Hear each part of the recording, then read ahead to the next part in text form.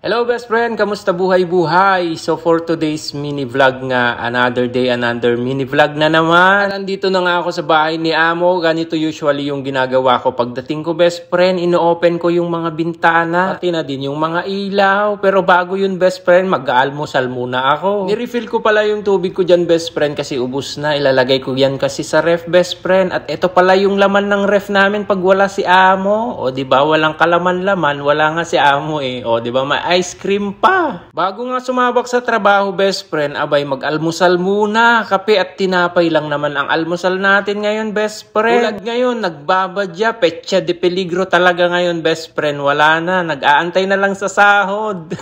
Anyway, kahit papano, best friend, kahapon nga nag-overtime ako at si engineer nagbigay ng mga tinapay. Kita niya siguro pagod na pagod ako kahapon, best friend, kasi sabi ni engineer kahapon, baka nga daw darating si Amo, kaya naman naglinis kami at nag-overtime kahapon. Wala naman gaanong linisin dito sa loob, best friend. Sa labas nga lang talaga kasi madaming mga pupo ng mga ibon. Yung mga dapat linisin. Ito nga pala yung binigay ni engineer sa akin, best friend. Mga tinapay, pang almusal talaga. Madami nga siyang binigay, best friend, kaso nakain ko na kahapon pa. Tapos ang ending, best friend, kahapon hindi dumating si Amo, nagpariyad ulit. O siya, best friend, hanggang dito na lang. Bye-bye, maraming salamat.